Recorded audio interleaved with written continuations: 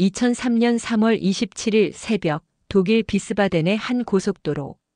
이른 아침 아직 어둠이 채 가시지 않은 시간 도로 위를 질주하던 차량들이 갑작스럽게 속도를 줄이기 시작합니다. 운전자들의 시선은 일제히 도로 한가운데로 향했습니다. 그곳에는 한 젊은 남성이 위태롭게 달려나오고 있었기 때문입니다. 그의 움직임은 무언가에 쫓기는 듯했고 그 모습은 보는 이들에게 극도의 불안감을 안겨주었습니다. 그리고 잠시 후 모두의 예감처럼 비극적인 순간이 찾아옵니다. 그는 고속도로를 달리던 차량 여러 대에 연달아 치이며 그 자리에서 숨을 거두고 맙니다.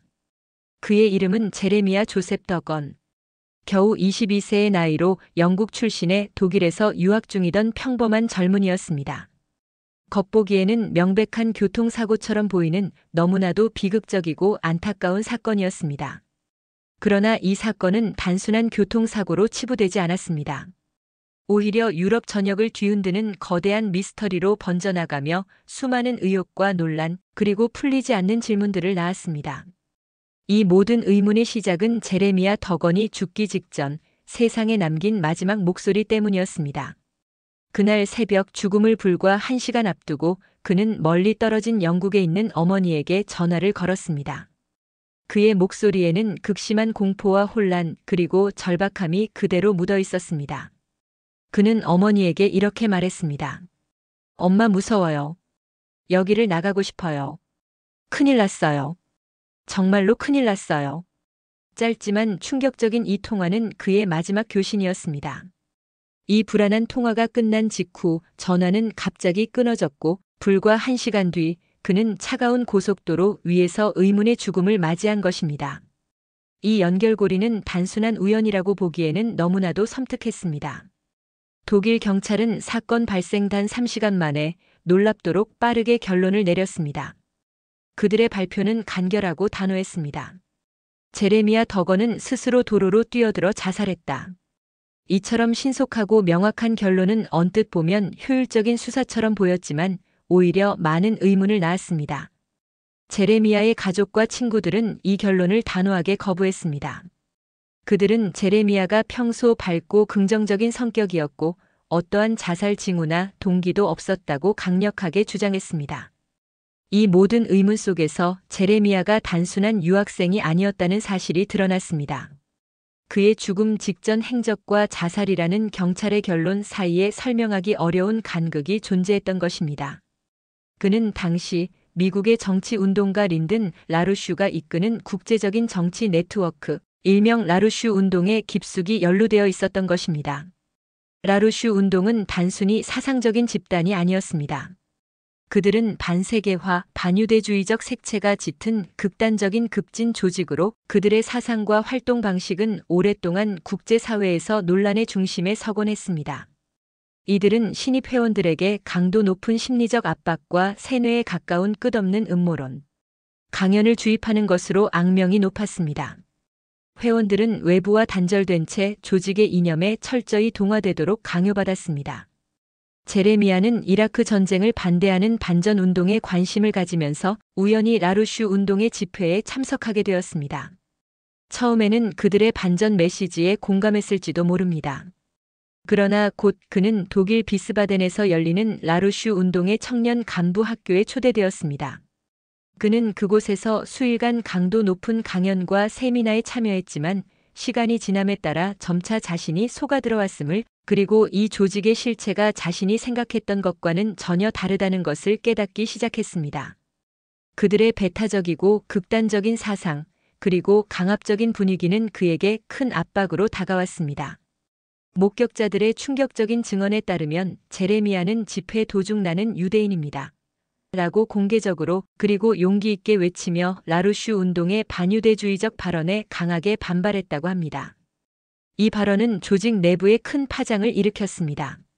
그 순간부터 그는 조직 내부에서 집중적인 주목을 받기 시작했고 일부 회원들은 노골적으로 그를 압박하거나 감시하는 듯한 태도를 보였습니다. 그는 극심한 정신적 고통을 겪었던 것으로 보입니다. 실제로 그는 죽기 직전 주변 동료들에게 여기서 빠져나가고 싶다.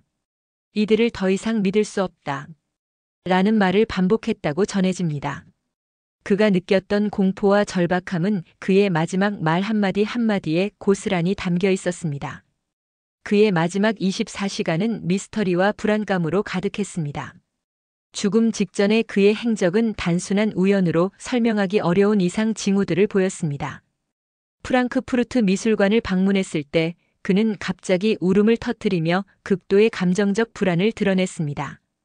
룸메이트와 함께 있던 아파트에서는 밤새 불을 켰다 껐다 하며 라루슈를 더 이상 믿을 수 없어졌다고 반복하는 등 편집증적인 모습을 보이기도 했습니다. 그는 잠들지 못하고 끊임없이 번민했던 것으로 추정됩니다. 그리고 새벽 5시경 그는 어머니와 마지막 통화를 나눈 뒤 공포에 질린 목소리로 "엄마 무서워요. 지금 당장 보고 싶어요. 라는 말을 남겼습니다. 이 마지막 말이 그의 입에서 나온 지 불과 1시간 뒤 제레미야 더건은 차가운 고속도로 위에서 비극적인 죽음을 맞이했습니다. 그러나 그의 시신에서 발견된 상처들은 독일 경찰의 초기 결론인 단순 자살과는 거리가 멀었습니다. 그의 손과 팔에는 단순한 교통사고로는 설명하기 어려운 멍 자국들이 선명하게 남아 있었습니다. 이는 마치 무언가로부터 자신을 방어하려다 생긴 방어흔처럼 보였습니다. 또한 머리에 가해진 충격 역시 차량 충돌만으로 보기에는 너무나도 애매하고 의문스러운 부분이 많았습니다. 유족이 직접 의뢰한 독립적인 법의학자들은 이러한 증거들을 면밀히 분석한 후 충격적인 가능성을 제기했습니다. 그들은 사망 전 폭행이 있었을 가능성이 매우 높다고 지적했으며 심지어 그가 다른 장소에서 이미 사망한 뒤 시신이 고속도로 위로 옮겨졌을 가능성까지 제기되었습니다. 이 주장은 사건의 성격을 완전히 뒤바꿀 수 있는 매우 중대한 것이었습니다. 그러나 독일 경찰은 이러한 의혹과 전문가들의 소견을 받아들이지 않았습니다. 그들은 처음부터 고수했던 제레미야가 정신적으로 불안정했으며 자살 충동 끝에 스스로 도로로 뛰어들었다는 결론을 굽히지 않았습니다. 더군다나 부검조차 사건 초기에는 제대로 실시되지 않았고 그의 옷과 소지품 상당수가 파괴되거나 유실되는 등 중요한 증거물들이 제대로 보존되지 않은 것으로 드러났습니다. 수사는 너무나도 서둘러 종결되었고 사건은 그렇게 영원히 덮여버리는 듯 했습니다. 하지만 제레미야의 어머니 에리카 더건은 아들의 죽음이 단순한 사고나 자살로 끝나는 것을 용납할 수 없었습니다. 그녀는 아들의 죽음 뒤에 숨겨진 진실이 있다고 굳게 믿었습니다. 에리카 더건 여사는 "내 아들은 결코 스스로 목숨을 끊지 않았다. 그는 라루슈 운동이라는 극단적인 조직의 압박과 폭력 속에서 희생된 것이라고 강력하게 주장하며 아들의 명예를 회복하고 진실을 밝히기 위한 수년간의 끈질긴 법적 투쟁을 이어갔습니다. 그녀의 투쟁은 좌절과 고난의 연속이었지만 포기하지 않는 어머니의 집념은 결국 작은 결실을 맺었습니다.